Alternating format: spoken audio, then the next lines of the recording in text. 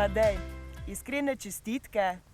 V Tajpeju si v teku na 400 metrov po dolgih 6 letih končno osvojil osebni rekord pod 49 sekund oziroma natančno 48 sekund 72 stotink. Kakšni so bili tvoji občutki, ko si osvojil ta izjemen rezultat? Občutki na samem tekmovanju so bili res fantastični. Namreč osebni rekord po 6 letih trdega dela, vztrajnosti, discipline, odrekanj je res nekaj nepopisnega in fantastično, res, da se je to poklopilo glih ravno na največji tekmi in res sem zelo vesel in verjamem, da to še ni konec, ampak samo začetek neke zgodbe in da bo naslednje leto na olimpijskih igrah gluhih v Tokiu še boljši rezultat in še višje mesto.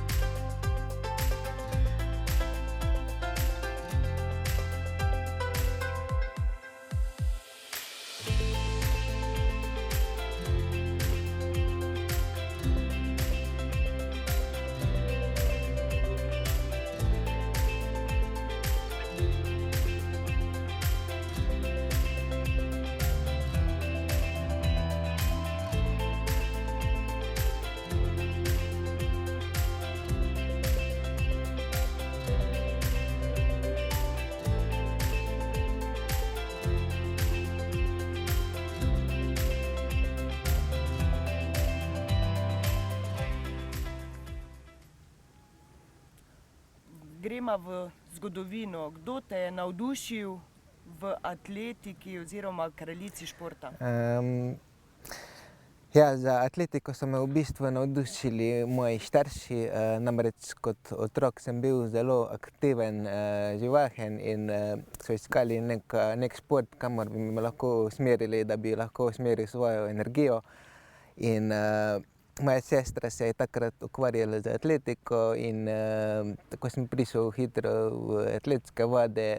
Že na prvih atletskih tekmovanjih sem osvojil nekaj dobrih rezultatov, pa sem potem ves navdušen nadaljeval in vztrajam še danes.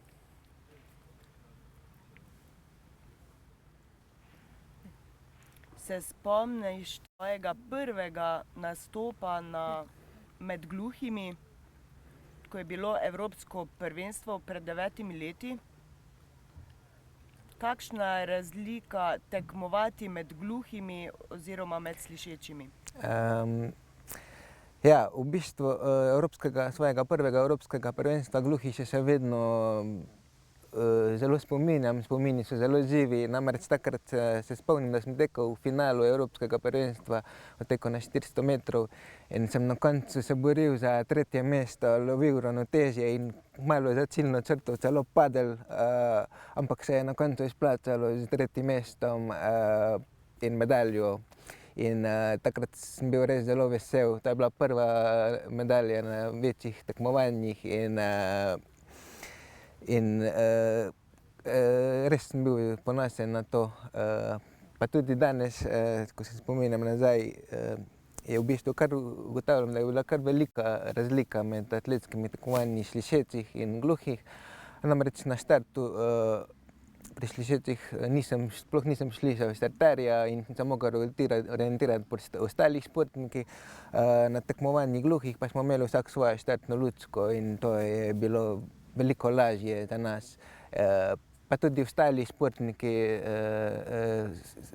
se srečujemo z enakimi težavami in razumemo drug drugega, pa se tudi podpiramo.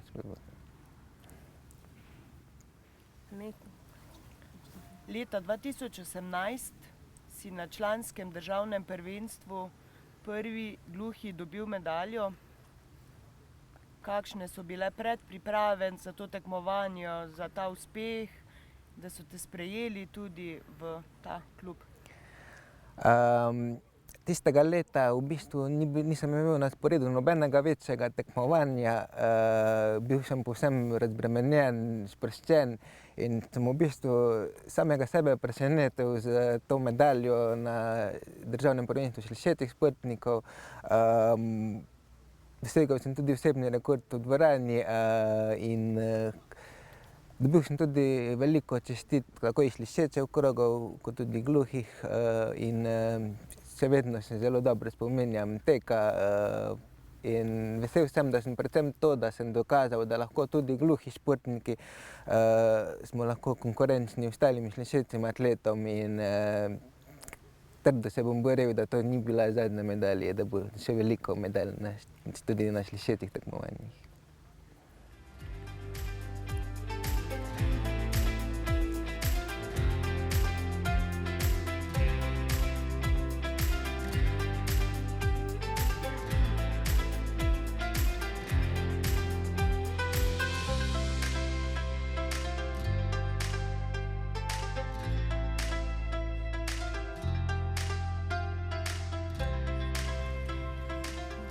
Lahko deliš svoje izkušnje iz tekmovanj, mednarodnih tekmovanj, gluhih, olimpijada, svetovno prvenstvo. Kako se razlikuje od slišečih tekmovanj? Ja, v bistvu razlik ni tako veliko, namreč na obeh tekmovanjih se zbere svetovna smetana najboljših športnikov. Razlika je, tako kot sem prej omenil, predvsem na štartih. Gluhih imamo štartno lučko, ker slišeči v bistvu nimajo, ampak je vse izpeljano preko zvočnih signalov. Je pa tudi velika razlika v sami komunikaciji. Namreč pri gluhih je veliko znakovnega jezika, tudi predvsem navodila vse izpeljano prek znakovnega jezika in to so neke glavne razlike med tekmovanjima. Drugače pa na obeh tekmovanjih je neverjetno veliko adrenalina, stresa in mislim, da so potem tudi rezultati malo boljši, kajti to je tako tekmovanje, kot je na primer olimpijada, je na sporedu na vsake 4 leta, zato to daje posebni pomen tekmovanju.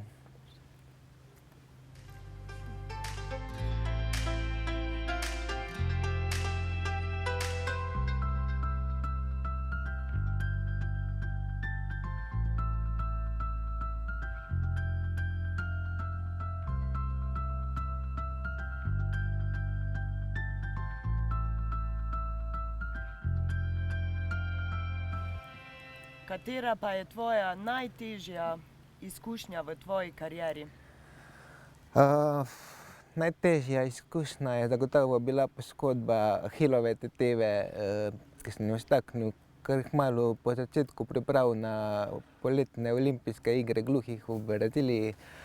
In tam to je prišlo res v neprimernem času in zelo dolgo časa sem se boril z bolečinami, hodil sem na terapije, ampak stanje se ni izboljševalo in posledično sem izgubljal tudi trening, ki je zdaj bil seveda zelo pomemben, saj konkurenca ne počiva in bolj kot se je približevala olimpijada, več negotovosti je bilo, ali bom sploh lahko tam nastopil. Na koncu se je stanje do te mere izboljšalo, da sem lahko odšel. Še vedno pa pripravljenost na koncu ni bila takšna, kot bi si želel.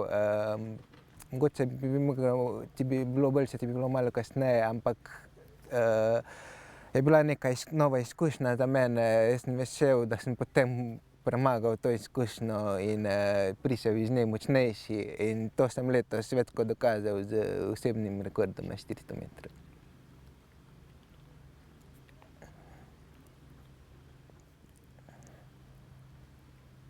Kako pa si se spopadel s padcem na 400 metrov, z ovirami v Braziliji?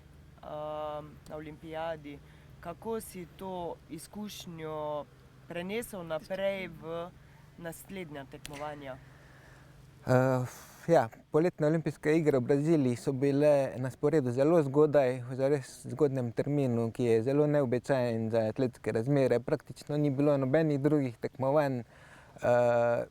Tekma je bila zelo v začetku maja. In na ovirah sem bil takrat še zelo neizkušen. Na 8. oviri sem naredil usodno napako, ko sem se zapletel za oviro, posledično grdo padel. Ja, trener mi je takrat rekel, da je bil to res dober krst v teku na 400 metrov. Ampak po tem padcu seveda nisem obupal, vztrajal sem naprej na treningih in že naslednjo leto na Evropskem prvenstvu dokazal, da tudi na ovirah lahko in sem tudi dobil kasneje potem medaljo. In to je v bistvu dobra potrditev, da je treba vztrajati in ne glede na ovire in padce.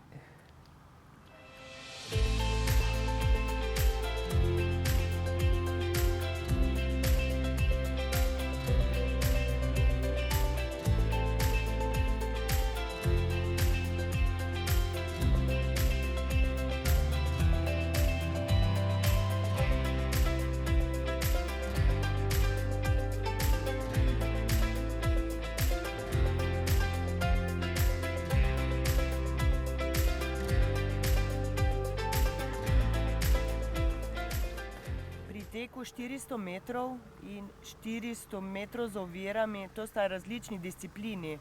Lahko malo več poveš o tem, kakšna je razlika? Ja, je v bistvu ogromna razlika med tekom na 400 in 400 z ovirami. Namreč obe disciplini imata pa skupno točko, da sta fizično izjemno zahtevni. Pri teku na ovirah je zelo pomembna tehnika, prav tako je pomemben ritem med posameznimi ovirami. Velika prednost je, da če ti znaš napadati ovire z obema nogama in veliko različnih dejavnikov je. Tek na 400 metrov mi je predvsem zelo domač, namreč že zelo dolgo tekmujem v tej disciplini in že imam nekaj izkušenj, katere sem tudi letos s pridom izkoristil na svetovnem prvenstvu. In na ovirah mislim, da imam predvsem veliko rezerve in jaz se bom trudil na treningih, da bom naslednje leto na olimpijskih igrah v Tokiu tudi v tej disciplini pokazal tisto, česar sem sposoben.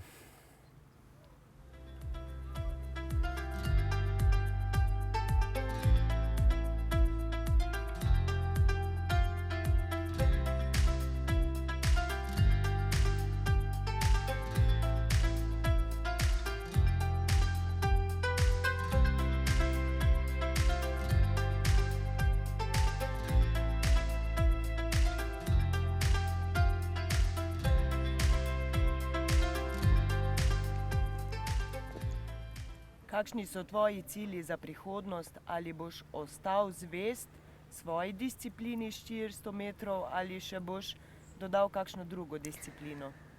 Ja, absolutno bom ostal zvest svoji disciplini 400 metrov. Verjamem, da imam še tukaj rezerve in da lahko tečem še boljši rezultat. Zdaj po tem uspešni sezoni sem še bolj motiviran za to. Pa tudi na ovirah bom vztrajal še naprej, tudi tukaj so velike rezerve in to sta v bistvu ti dve disciplini, kateri bi želel tekmovati v Tokiu. Bom pa videl, ali bo to šlo skozi terminsko skozi, namreč veliko je odvisno od samega urnika, ter ali se disciplini prekrivate med sabo. Na zadnji olimpijadi je bil urnik zelo dober in upam, da bo tudi v Tokiu tako. S trenerjem Gregorjem Doberškom že sodelujeta več kot 10 let. Ti ustreza njegov način treniranja ali sta zelo strogo poslovno skupaj ali sta tudi več kot prijatelja? Trener je v bistvu nekakšen moj mentor postal, saj sodelujemo ogromno let. On najbolj pozna moje telo in najbolj točno ve, kaj potrebujem. In zato mu povsem zaupam glede treninga. Letos smo namreč odlično tempirali formo za svetovno prvenstvo, saj sem bil ravno v času 400 metrov na najvišji nivoju.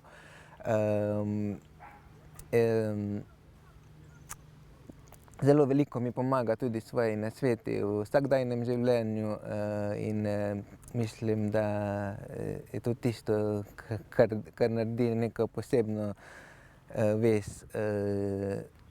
Imamo tudi nekakšen svoj način komunikacije, zelo se potrudi, da mi vse napiše, da vse razumem in to sem mu zelo hvaležen.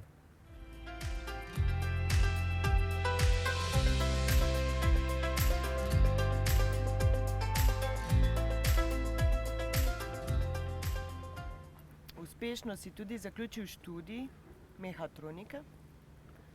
Kako pa si to usklajeval? Treningi, študij? Usklajevanje šole in vrhunskega športa res ni enostavna naloga. Imel sem doma predvsem veliko dodatnega dela, inštrukcij, ampak ko danes pogledam za nazaj, sem vesel, da sem vztrajal kljub takrat tistim težkim trenutkom, ko bi najraje kar pustil vse, ampak vesel sem, da sem na koncu končal šolo, naredil študij in danes pridom izkoristim svoje neznanje, tako da razvijam svoje nove projekte, izdelam sem svojo štartno lučko, s katerim želim pomagati vsem gluhim atletom po svetu. Imam kar precej velike cilje glede tega, namreč ne želim pomagati samo atletom, temveč tudi vsem ostalim drugim športnikom, ker se dobro zavedam, s kakšnimi težavami se srečujejo na atletskih tekmovanjih slišečih športnikov in v bistvu res potrebujemo tehnični pripomoček, ki nam omogoča enake štarte v primerjavi s slišečimi športniki. Motivacija je velika in verjamem, da bo nekoč po koncu športne kariere se usmeril v ta poslovne pot in ja.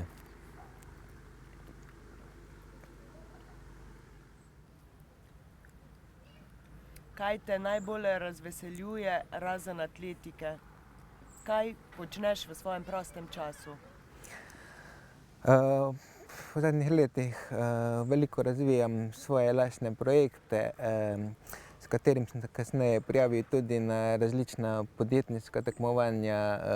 Zmagal sem Startup Generator v Velenju, na kar sem se posebej ponosen, namreč tu je bila zares izjemna konkurenca iz vse Slovenije. Prav tako sem prišel v finale tekmovanja Popri, to je državno tekmovanje za najboljšo podjetniško idejo. Tukaj sem na koncu osvojil 3. mesto, kar je tudi prav tako super dosežek in to me v bistvu zelo motivira tudi za naprej. Je neka potrditev, da lahko s to idejo nadaljujem in res motivacije je veliko in upam, da bom s tem svojim izdelkom nekoč pomagal tudi vsem ostalim gluhim športnikom.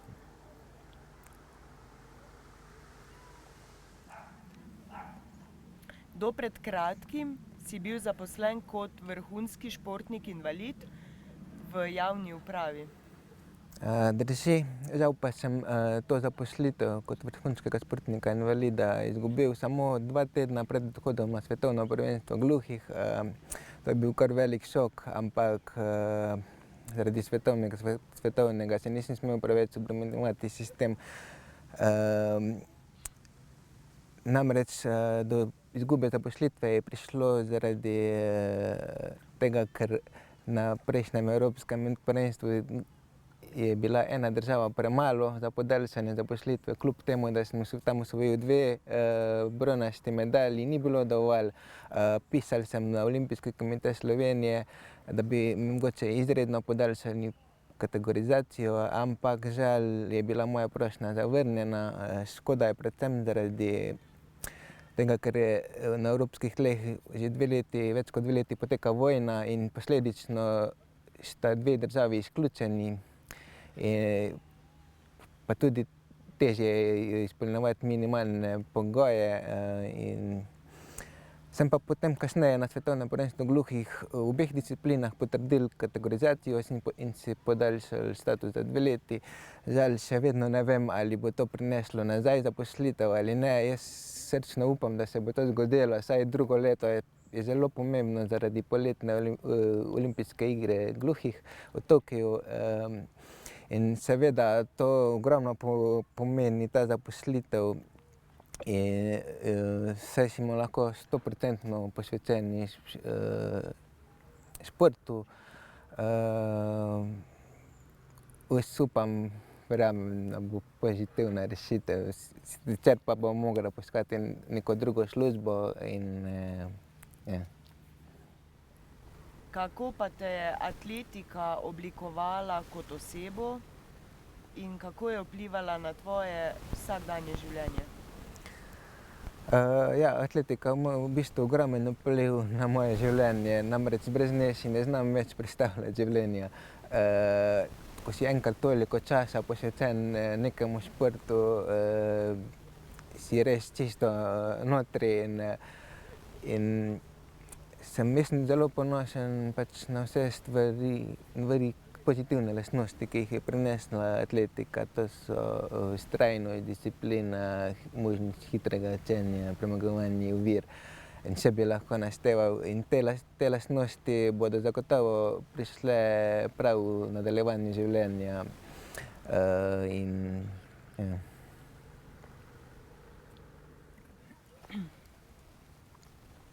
Kakšni so tvoji cilji za prihodnost? Kje se vidiš čez 10, 20 let? Želim si predvsem ostati zdrav. Vem, da še imam nekaj dobrih let in da lahko nastopam na vrhunski ravni. To bom poskušal čim bolj dobro izkoristiti. Kaj pa bo potem prihodnost prinesla, res ne vem. Mogoče, da bom takrat nekje v poslovnih vodah ali pa tudi ne vem. Jaz se trudim uživati v tem trenutku, vsakdajnosti, in kar pa bo prinesla prihodnost, pa to pustimo presenetiti.